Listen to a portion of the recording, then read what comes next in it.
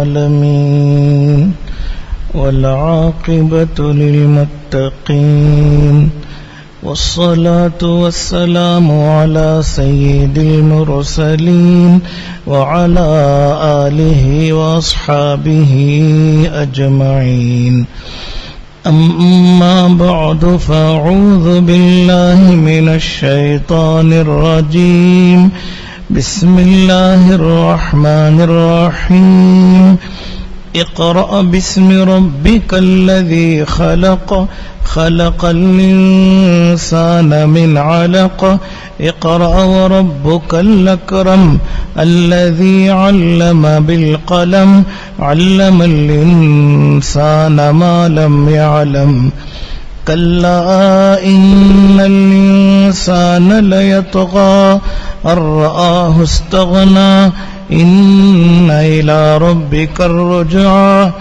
أرأيت الذي ينهى عبدا إذا صلى أرأيت إن كان على الهدى أو أمر بالتقوى أرأيت إن كذب وتولى ألم يعلم بأن الله يرى كلا لئن لم ينته لنسفعا بالناصية ناصية كاذبة خاطية فليدع ناديه سندع الزبانية كلا لا تطعه واسجد واقترب صدق اللہ العظیم۔ شروع اللہ کے نام سے جو بے حد مہربان نہایت رحم والا ہے، پڑھ اپنے رب کے نام سے جو سب کا بنانے والا، بنایا آدمی کو جمے ہوئے خون سے۔ پڑھ اور تیرا رب بڑا کریم ہے جس نے علم سکھایا قلم سے، سکھلایا آدمی کو جو وہ نہ جانتا تھا۔ کوئی نہیں آدمی سر چڑھتا ہے اس سے کہ دیکھے اپنے آپ کو بے پرواہ، بے شک تیرے رب کی طرف پھر جانا ہے۔ تو نے دیکھا اس کو جو منع کرتا ہے ایک بندہ کو جب وہ نماز پڑھے، بھلا دیکھ تو اگر ہوتا نیک راہ پر یا سکھلاتا ڈر کے کام، بھلا دیکھ تو اگر جھٹلایا اور منہ موڑا، یہ نہ جانا کہ اللہ دیکھتا ہے۔ کوئی نہیں اگر باز نہ آئے گا ہم گھسیٹیں گے چھوٹی پکڑ کر، کیسی چھوٹی جھوٹی گنہگار۔ اب بلا لے وے اپنی مجلس والوں کو، ہم بھی بلاتے ہیں پیادے سیاست کرنے کو۔ کوئی نہیں مت مان اس کا کہا اور سجدہ کر اور نزدیک ہو۔ بزرگان محترم، یہ سورہ علق ہے۔ اس سورت کی ابتدائی باتیں اور شروع کی 5 آیتوں کی تفسیر گزشتہ ہفتہ ہو چکی ہے۔ آگے کی آیتیں ہیں کلا ان الانسان لیطغی۔ علماء نے لکھا ہے شروع کی 5 آیتوں کے بعد بقیہ آیتیں ایک طویل زمانے کے بعد نازل ہوئی ہیں، یعنی 7-8 سالوں کے بعد کی آیتیں نازل ہوئی ہیں۔ اللہ تعالی آگے کی آیتوں میں بہت اہم باتیں ارشاد فرماتے ہیں کلا ان الانسان لیطغی، ہرگز نہیں، بلا شبہ انسان سرکشی کرتا ہے، نافرمانی کرتا ہے جب وہ بے پرواہی اور مالداری دیکھ لیتا ہے۔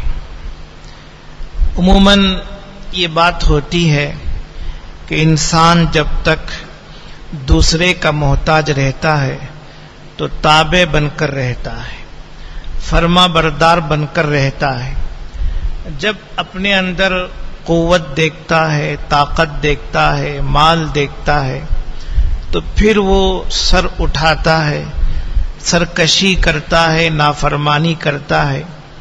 وہ یہ سمجھتا ہے اب میں کیوں تابع داری کروں جبکہ خود میرے اندر یہ سب کمالات ہیں، یہ سب باتیں ہیں، تو وہ سرکشی کرنے لگتا ہے۔ اللہ تعالیٰ ارشاد فرماتے ہیں ہرگز گھمنڈ مت کر، کلا، ہرگز تکبر مت کر، کہ ہو سکتا ہے کہ تو کسی انسان کا محتاج نہ رہے، لیکن اللہ تعالیٰ کا محتاج تو ہمیشہ ہے اور ہمیشہ رہے گا۔ رب تبارک و تعالیٰ کا تو ہمیشہ سے محتاج ہے اور ہمیشہ محتاج رہے گا، کبھی تجھے اللہ سے بے نیازی ہو نہیں سکتی۔ اس لیے ارشاد فرماتے ہیں کلا ان الانسان لیطغی، ہرگز نہیں، یعنی گھمنڈ مت کر، تکبر مت کر، سرکشی مت کر، کیونکہ انسان سرکشی کرتا ہے کہ وہ دیکھتا ہے، جب وہ دیکھتا ہے کہ وہ بے نیاز ہو چکا ہے، وہ بے پرواہ ہو چکا ہے، اب اس کو کسی چیز کی ضرورت نہیں۔ ایک تو یہ ہے کہ انسان کبھی بھی وہ محتاج، یعنی کبھی بھی وہ مستغنی نہیں ہو سکتا، ہمیشہ وہ محتاج ہی رہتا ہے۔ یہ اور بات ہے کہ جزوی طور پر مستغنی ہو جائے، کلی طور پر مثلا اس کو کپڑے کی ضرورت ہے، تو اب وہ جو لوگ کپڑے بنواتے ہیں وہ ہزاروں میں لگے ہوئے مستقل کام کر رہے ہیں، صرف اپنے کپڑے پر غور کرے تو اس کے کپڑے کے لیے کتنے لوگ محنت کر رہے ہیں، کتنے لوگ کام کر رہے ہیں۔ اگر کوئی حکومت ایسا کام کرنا چاہے، کروانا چاہے، کر نہیں سکتی، خود بخود جو کپڑے بنوانے والے ہیں وہ بنا رہے ہیں، جو کھیتی کرنے والے کسان ہیں وہ کھیتی کر رہے ہیں، جو لوہار ہیں وہ لوہاری کر رہے ہیں، اور جو دوسرے پیشے سے محبت اور انسیت رکھتے ہیں، تعلق رکھتے ہیں، وہ اس پیشے کو اپنائے ہوئے ہیں۔ تو کوئی بھی ایسا نہیں ہے کہ وہ کسی بھی چیز میں بے نیازی کو ظاہر کرے، ایک قدم آگے وہ نہیں بڑھ سکتا۔ علماء نے لکھا ہے کہ جیسے غربا مالداروں کے محتاج ہیں، ایسے ہی مالدار بھی غربا کے محتاج ہیں، ان کے بغیر ان کا کام نہیں چل سکتا ہے اور ان کی ضرورتیں پوری نہیں ہو سکتی ہیں۔ انسان کو اللہ نے ایسا بنایا ہے کہ ایک دوسرے کے محتاج ہو کر وہ زندگی گزارا کریں۔ تو خود انسانوں میں یہ بات ہے تو وہ کیسے اللہ سے بے نیاز ہو سکتا ہے؟ جبکہ اللہ کی مدد نہ ہوگی تو وہ ایک سانس نہیں لے سکتا اور ایک قدم آگے بڑھا نہیں سکتا۔ تو ہمیشہ اپنے آپ کو اللہ کا نیاز مند اور محتاج سمجھنا چاہیے۔ اللہ کہہ رہے ہیں ان الی ربک الرجعی، بے شک تیرے رب کی طرف تجھے دوبارہ جانا ہے۔ جب دوبارہ جانا ہے تو حقیقت تیرے سامنے آئے گی کہ تو بے نیاز تھا، بے پرواہ تھا، مستغنی تھا یا نہیں تھا۔ وہاں اللہ تبارک و تعالیٰ کے سامنے حقیقت کھلے گی اور اللہ جب سزا دیں گے تب سمجھ میں بات آئے گی کہ میں کتنا بڑا محتاج تھا اور میں اپنے آپ کو مستغنی اور متکبر سمجھتا تھا۔ وہاں حقیقت کھلے گی جب اللہ کے یہاں پہنچے گا اور اللہ تبارک و تعالیٰ سزا دیں گے۔ ایک معنی یہ ہے، اور دوسرا معنی یہ ہے کہ بے شک تیرے رب کی طرف تجھے دوبارہ جانا ہے، یعنی تیری حقیقت دنیا میں ختم ہو جائے گی، تجھے موت آئے گی اور تیرا جسم ختم ہو جائے گا، اللہ کے یہاں تجھے جانا پڑے گا دوبارہ، اللہ تبارک و تعالیٰ کے یہاں تجھے حساب و کتاب دینا ہے۔ جب تیری یہ حقیقت ہے کہ تیرا دنیاوی وجود ختم ہونے والا ہے تو تو کس معنی کر گھمنڈ کرتا ہے؟ تکبر کرتا ہے. ارأیت الذی ینہا عبدا اذا صلی، جو بات اللہ نے کہی تھی کہ آدمی جب اپنے آپ کو مستغنی سمجھتا ہے، کسی کا محتاج نہیں سمجھتا، تو اس وقت سرکشی کرتا ہے، اسے آگے ان آیتوں میں کہہ رہے ہیں. واقعہ خاص ہے لیکن حکم عام ہے. اور قرآن پاک کا یہ انداز ہے کہ جتنے خاص واقعات ہوتے ہیں عموماً حکم عام بیان کیا جاتا ہے تاکہ انہی کے ساتھ مخصوص نہ رہے، جو بھی اس زمرے میں آ جائیں اور اس میں شامل ہو جائیں وہ سب مراد ہو سکتے ہیں. واقعہ کیا ہے؟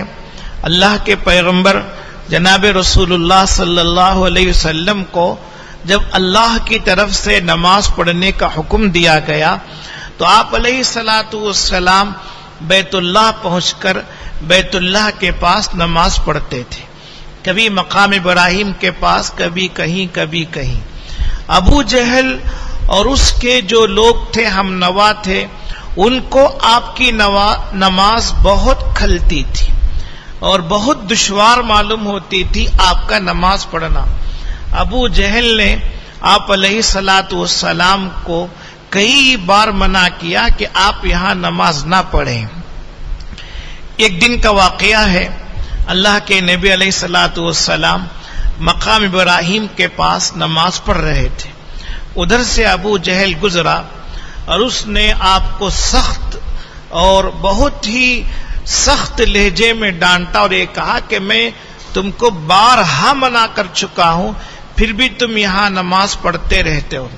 اگر آئندہ تم نے یہاں نماز پڑھی اور تم باز نہیں آؤ گے تو میں اپنے پیروں سے تمہارا گلا دبا دوں گا، تمہارا گلا رون دوں گا، دبا دوں گا.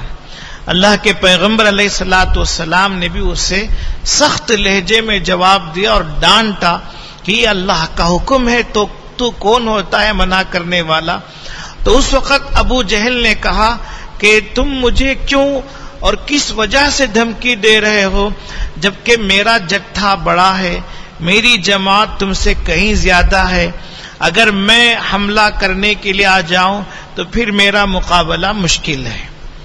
تو اللہ کے نبی علیہ السلام کو اس نے منع کیا، لیکن اللہ کے پیغمبر علیہ السلام اس کے بعد بھی نماز مستقل پڑھتے رہے. آگے کی آیت میں یہ بات ہے، کلا لا تطعہ واسجد واقترب، اس کی بات نہ مانیے، آپ سجدہ کرتے رہیے، اللہ سے نزدیک ہوتے رہیے. اللہ کے نبی علیہ السلام کو اللہ نے حکم دیا، اس کی بات ہرگز نہ مانیے، آپ اللہ کی بات مانیے، سجدہ کیجیے اور اللہ سے قریبی اور نزدیکی حاصل کیجیے.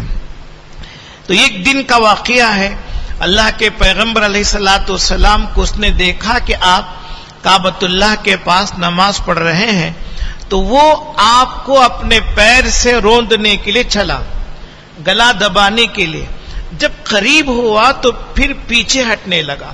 پیچھے ہٹتے ہٹتے اپنے لوگوں میں جا ملا. لوگوں نے وجہ پوچھی کہ تو گلا دبانے کے لیے، روندنے کے لیے گیا تھا، پیچھے تو کیوں ہٹ کر آ گیا؟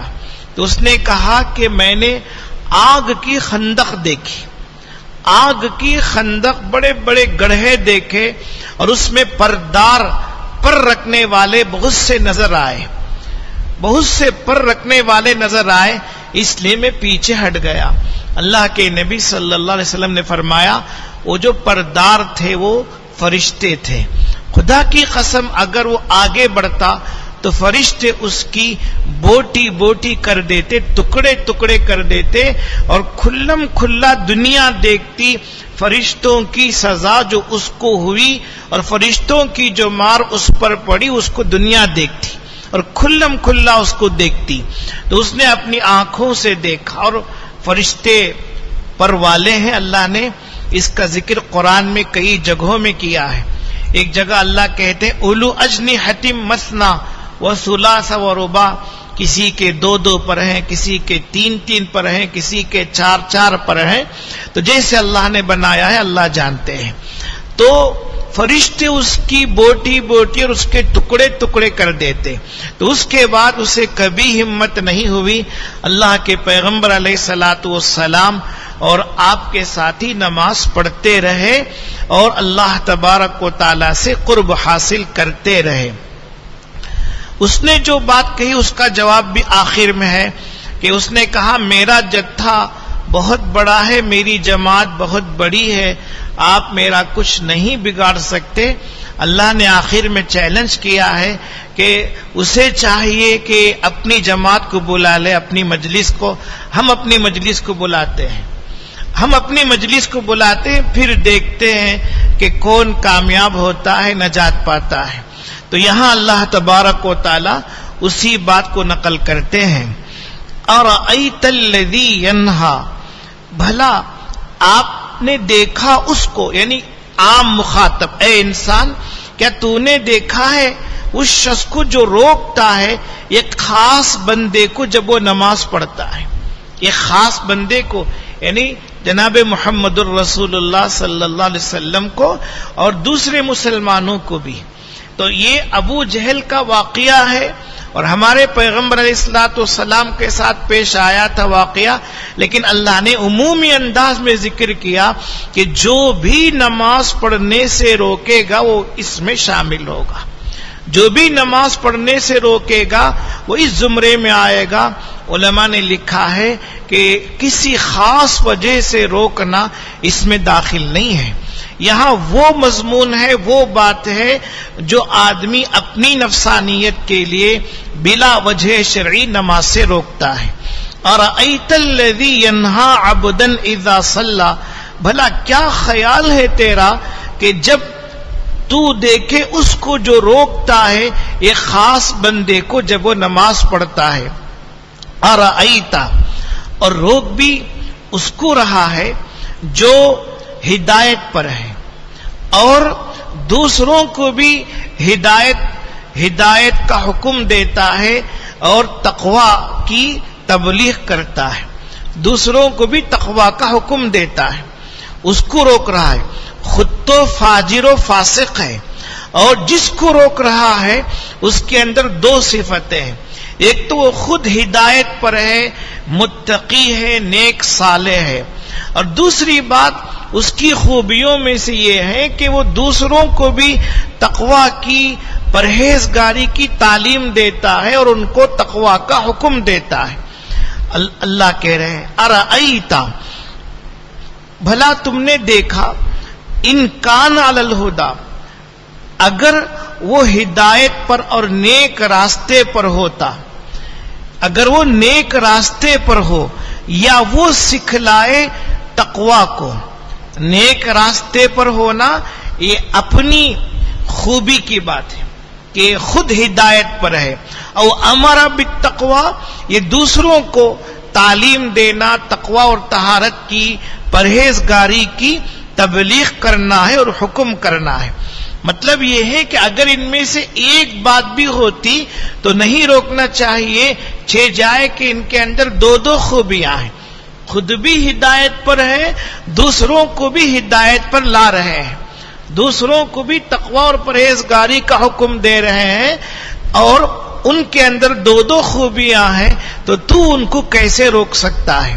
اَرَأَيْتَ إِن كَانَ عَلَى الْهُدَى أَوْ أَمَرَ بِالتَّقْوَى اَرَأَيْتَ إِن كَذَّبَ وَتَوَلَّى، بھلا کیا خیال ہے تیرا اگر وہ جھٹلائے اور منہ موڑے. یعنی روکنے والا خود فاجر و فاسق ہے، عقیدہ بھی خراب ہے اور عمل بھی خراب ہے. عقیدہ بھی اس کا خراب ہے اور عمل بھی خراب ہے، اور جس کو روک رہا ہے اس کے اندر ساری خوبیاں موجود ہیں. اَرَأَيْتَ، کیا خیال ہے تیرا، بھلا دیکھ تو اگر وہ جھٹلائے، یعنی عقیدہ اس کا خراب ہو، ایمان کو جھٹلائے، ایمانیات کو جھٹلائے، وتولى، اور منہ موڑے، یعنی عمل سے منہ موڑے اور عمل اس کا خراب ہو. اس کے اندر تو ساری خرابیاں ہیں اور ان کے اندر ساری خوبیاں ہیں. جس کے اندر خرابیاں ہیں وہ روک رہا ہے ان کو جن کے اندر ساری خوبیاں ہیں. تو یہ اور شدت اور شدت کے ساتھ اہمیت کے ساتھ بات کو بتلانے کے لیے یہ انداز اختیار کیا جاتا ہے. الم یعلم بان اللہ یرا، کیا وہ نہیں جانتا، کیا اس کو نہیں معلوم کہ اللہ دیکھ رہا ہے؟ اللہ کیا دیکھ رہے ہیں، کس کو دیکھ رہے ہیں، اس کو حذف کر دیا گیا اور بات عام کر دی گئی.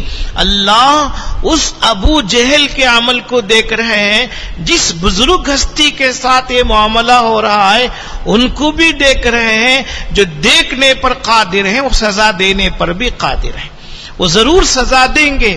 الم یعلم بان اللہ یرا، کیا وہ نہیں جانتا ہے کہ اللہ اس کو دیکھ رہے ہیں؟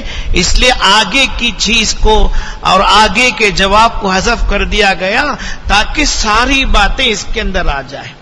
ساری باتیں یعنی کرنے والے کو، جس کے ساتھ کیا جا رہا ہے اس کو اور اس عمل کو، سب کو دیکھ رہے ہیں، لہذا وہ سزا دیں گے. کلا لئن لم ینتہی لنصفعا بالناصیہ، ہرگز نہیں، ہرگز نہیں یعنی ایسی حرکت مت کر. اللہ تبارک و تعالی نصیحت کر رہے ہیں اور یہ کہہ رہے ہیں ہرگز نہیں ایسی حرکت مت کر. لئن لم، اگر وہ باز نہیں آئے گا، اپنی اس حرکت سے باز نہیں آئے گا، لنصفعا بالناصیہ، ہم ضرور بالضرور اس کی پیشانی کے بال پکڑ لیں گے. اس کی پیشانی کے بال، ناصیہ پیشانی کے اوپر جو بال ہوتے ہیں وہ بال، اس کو اردو میں پٹھا کہتے ہیں، پٹھے اور پٹھا، اور یہ وقار کی علامت ہے. اور پیشانی کے بال کو مضبوطی سے اگر پکڑ لیتے ہیں تو وہ مجبور ہو جاتا ہے. وہ جو آدمی پکڑتا ہے اس کے ہاتھ میں مجبور ہو جاتا ہے. اللہ یہ کہہ رہے ہیں کہ تیرے وقار کو اور عزت کو ہم خاک میں ملائیں گے. تیرے وقار اور عزت کو، جس جگہ پر تجھے ناز اور فخر ہے اس کو ہم خاک میں ملائیں گے اور تیری پیشانی کے بال کو ہم پکڑ لیں گے، پٹھے کو پکڑ لیں گے. لنصفعا بالناصیہ، ہرگز نہیں یعنی ایسی حرکت مت کر. اگر وہ باز نہ آئے گا تو ہم ضرور بالضرور اس کی پیشانی کو پکڑیں گے، پکڑ کر گھسیٹیں گے. لنصفعا بالناصیہ، اور گھسیٹ کر جہنم میں ڈال دیں گے. لنصفعا بالناصیہ، اور وہ کون سی پیشانی، کیسی پیشانی؟ ایک تو وہ پیشانی ہے جو محمد الرسول اللہ صلی اللہ علیہ وسلم کی نہایت سچی پیشانی ہے اور فرما بردار پیشانی ہے. اس پیشانی کو اللہ کے آگے جھکانا چاہتے ہیں تو یہ آپ کو روک رہا ہے تو ہم تیری پیشانی پکڑیں گے اور تیرا غرور خاک میں ملائیں گے. تیری پیشانی کیسی ہے؟ ناصیۃ کاذبۃ خاطیہ، ایسی پیشانی، ایسی چھوٹی جو نہایت جھوٹی اور گنہگار ہے، نہایت جھوٹی اور گنہگار. اور یہ عادت ہے عربوں میں، اللہ تبارک و تعالی اسی انداز سے کلام کر رہے ہیں کہ پیشانی سے مراد پوری ذات ہے. ابو جہل جھوٹا بھی، خطا کار بھی، گنہگار بھی. تو یہ جو آدمی ہے خطا کار ہے، گنہگار ہے، تو اس کی جو پیشانی ہے، پیشانی کے جو بال ہیں وہ بھی خطا کار اور جھوٹے ہیں. تو ہم ایسی پیشانی کو اپنے ہاتھ سے پکڑیں گے اور پکڑ کر جہنم میں داخل کریں گے.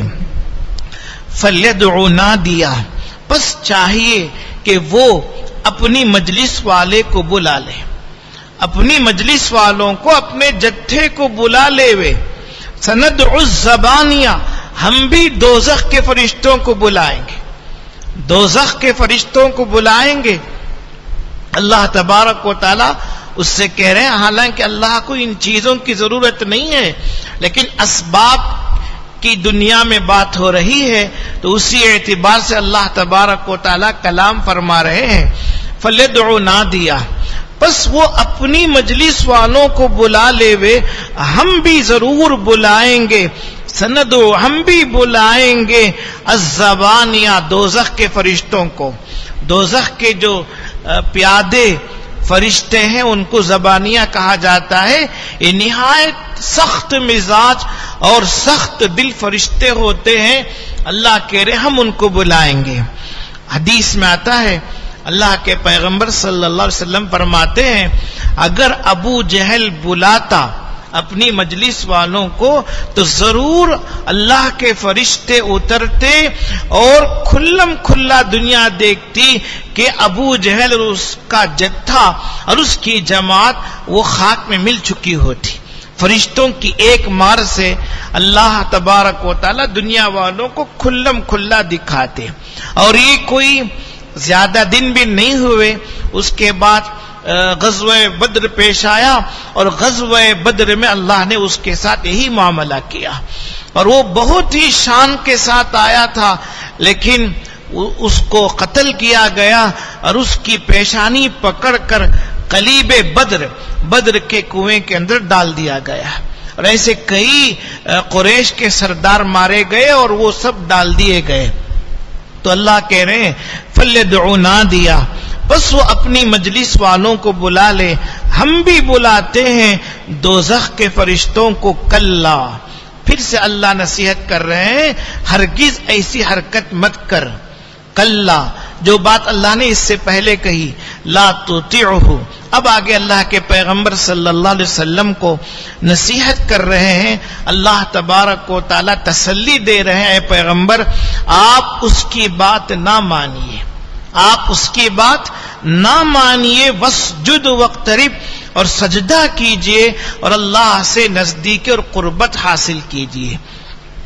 سجدہ سے انسان اللہ سے بہت قریب ہوتا ہے. ابو ہریرہ رضی اللہ عنہ کی روایت ہے ابو داؤد شریف میں یہ حدیث ہے اقرب ما یکون العبد من ربہ وہو ساجد فاکثر الدعاء. بندہ سب سے زیادہ سجدے کی حالت میں اللہ سے قریب ہوتا ہے لہذا تم دعا بہت کثرت سے کیا کرو. سجدے کی حالت میں دعا کثرت سے کیا کرو. علماء نے مسئلہ لکھا ہے کہ اس سے مراد نفل نماز اور نفل نماز کے سجدے ہیں. مستقل سجدہ کر کے جو دعا کی جاتی ہے وہ ثابت نہیں ہے. سجدہ کر کے جو دعا کی جاتی ہے وہ ثابت نہیں ہے. ہاں نفل نماز میں سجدہ ہوگا اور اس میں قرآن پاک کی حدیث پاک کی دعائیں عربی کی دعائیں ہوں گی. اپنی زبان کی دعائیں ہوں گی تو نماز فاسد ہو جائے گی. اپنی نماز فاسد ہو جائے گی. نفل نمازوں میں اس کی گنجائش ہے بلکہ علماء نے اس کو مستحب لکھا ہے قرآن و حدیث کی روشنی میں. اس لیے نفل نمازوں میں قرآن پاک کی اور حدیث پاک کی دعائیں کرتے رہنا چاہیے. روک کر اللہ کو منانا چاہیے. اسی بہت سی دعائیں اور حدیث کے اندر وہ دعائیں بھی آئی ہیں جو اللہ کے نبی سجدے میں کرتے تھے. اللہم لا احصی ثناء علیک انت کما اثنیت علی نفسک. ایسی بہت سی دعائیں ہیں. چھوٹی چھوٹی دعاؤں کو یاد کر کے نفل نمازوں کے سجدے میں ان کو پڑھنا چاہیے اور ان دعاؤں کو کرنا چاہیے. تو سجدے کی حالت میں بندہ اللہ سے بہت قریب ہوتا ہے. اور فرض نمازوں میں واجب نمازوں میں سجدے میں دعاؤں کی گنجائش نہیں ہے اور اس میں اللہ کے نبی سے کوئی چیز ثابت نہیں. اس لیے کہ فرض نماز کے اندر بہت حد تک اختصار مطلوب ہے کہ جہاں تک ہو سکے نماز مختصر ہو اور اس کو طویل نہ کیا جائے یہ شرعاً مطلوب ہے. اور نفل نماز تو اپنی پرائیویٹ حاضری ہے اس میں بندہ مختار ہے اپنے اللہ سے جیسے چاہے جس طرح سے چاہے لو لگائے اور جتنی دعائیں چاہے کرے. کلا لا تطیعہ واسجد واقترب. تو اللہ سے بندہ قریب ہوتا ہے. اور یہاں صرف سجدہ ہی مراد نہیں سجدہ کہہ کر پوری نماز مراد ہے. تو سجدہ خود بھی مراد ہے اور پوری نماز بھی اگر بندہ پڑھتا رہتا ہے تو چونکہ اس میں بھی سجدے ہوتے ہیں تو نماز سے بھی بندہ اللہ سے قریب ہوتا ہے. اور یہ آیت سجدہ کی ہے. مسلم شریف میں روایت ہے ابو ہریرہ رضی اللہ عنہ راوی ہیں اللہ کے نبی علیہ الصلوۃ والسلام نے اس آیت کو پڑھنے کے بعد سجدہ کیا ہے لہذا آخر میں سجدہ ادا کریں. اللہ عمل کی توفیق عطا فرمائے.